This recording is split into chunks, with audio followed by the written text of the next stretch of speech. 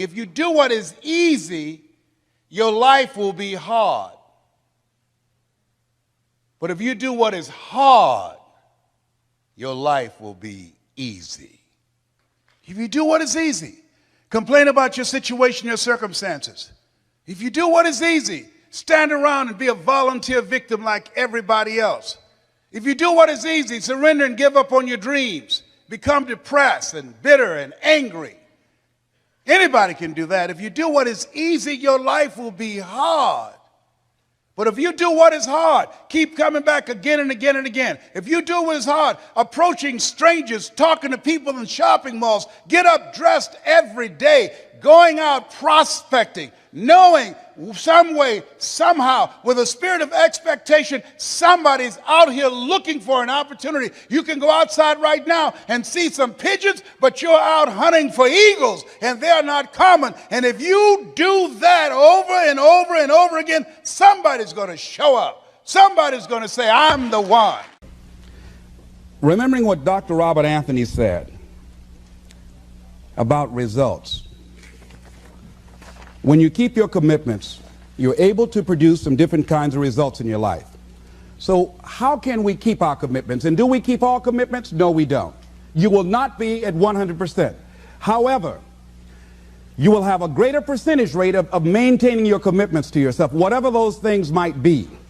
If it's going into business, if it's changing a habit that you know that works against you, if it's overcoming self-destructive behavior, if it's retraining your thinking, if it's reinventing yourself, if it's trying to begin to design your relationship differently, all of us have the possibility, by focusing and really harnessing our attention and concentrating on it, we really have available to us the power to honor our commitments in those particular areas. So number one, make it priority.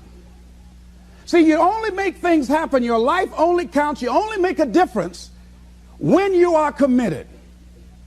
When you make a commitment with your life. That's the people that make a commitment with their lives, the people that make a commitment to their customers, the people that make a commitment to their families, to their relationships, are the people that make the greatest impact in life.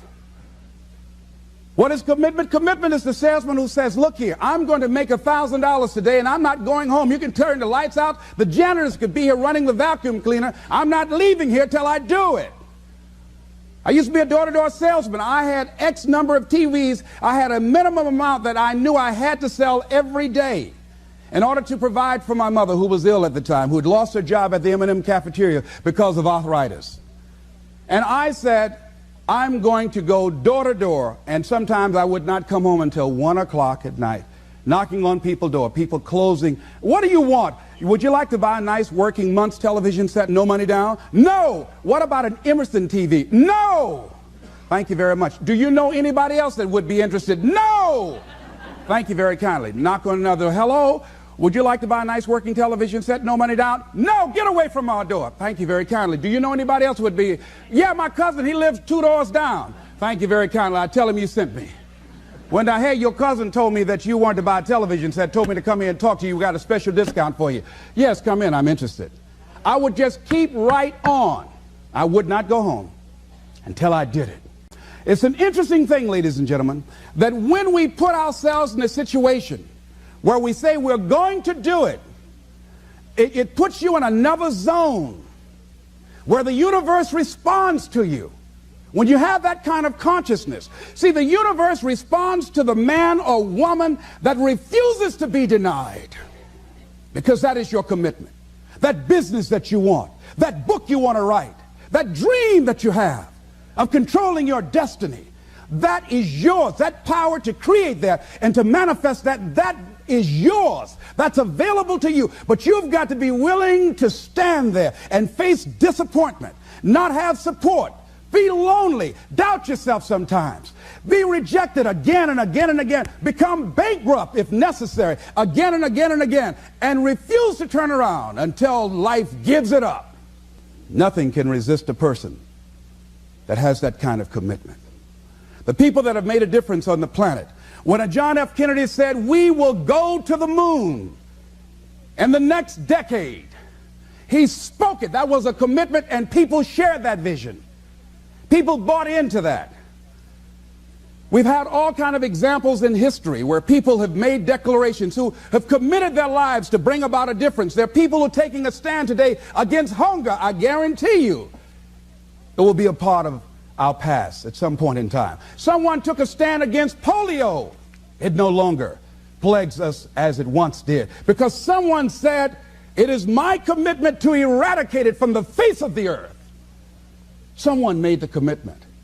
The reason that we're here and enjoying a democracy that we have, someone made a commitment that whatever is required, if it means that I die. I remember Paul Robeson, here I stand, for I can do no other.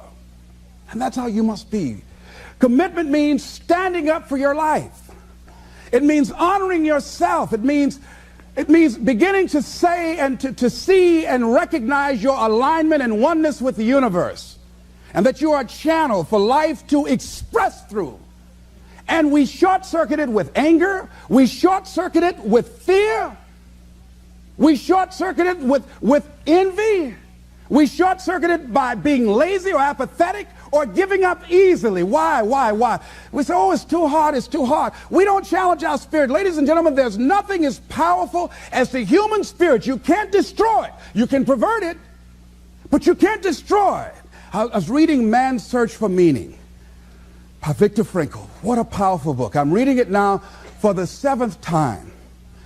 And he gives so many graphic examples of the power of the human spirit. And so what are some of the things that can fortify us and give us the kind of inner strength that will allow us to forward ourselves into the future by manifesting our commitments? Number one, commitment means in some cases going back to school, getting some training, sitting up in classes with people younger than you, putting yourself in a position where you don't know and that is awkward and uncomfortable, but because of your commitment to develop yourself, or to go back to school to get a high school diploma or to get a college degree, that it doesn't matter, feeling dumb and saying, what am I doing here, sitting up in some boring class? Commitment could mean a lot of things. It could mean that you begin to go back. You got to back up sometimes. It means to back up and not give up, to regroup, back up and regroup and come back again. Because life has waylaid you, because you got knocked down. I know when I was working on my dream, there were times I lost my house at one point. I lost my car. I was broke. My credit was bad. I was sleeping at different friends' houses on their couch or on the floor. There were times, months, that I slept on the floor of my office and got up early and dressed before my staff got there to give them the impression that I got there early before they did. And we all pretend not to know what we knew, that the boss was staying in the office. So we never talked about it. But I refused to give up on my dream. And what happens, they say, you know, in the prosperous years, you put it in your pocket. In the lean years, you put it in your heart. It makes me appreciate it even more. Even more. I wouldn't trade it. I wouldn't trade it for anything. The disappointment, the pain that I've gone through by keeping the commitment. Keeping the commitments that you have might mean taking a stand that's unpopular. Something was said one time. When you take a position, it says, cowardice asks the question, is it safe? Politics asks the question, is it popular? But conscience or commitment asks the question, is it right? And see, most people rather operate from the first two. Is it safe for me to take this position? I remember when I was a state legislator, I saw guys and women who believed in legislation very strongly, but because the Speaker of the House said, we won't go with that, they backed down. And they felt bad about it. They wouldn't take the position because they didn't want the Speaker of the House to be angry at them.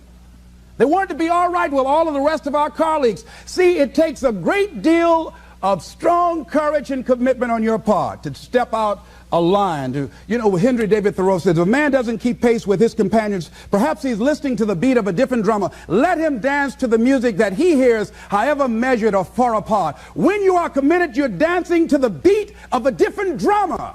Don't expect people to understand you.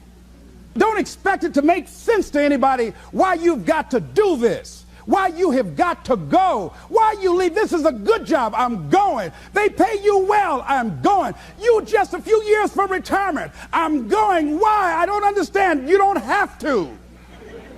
I'm going for me because I've made a different kind of commitment with my life. This is something I have got to do.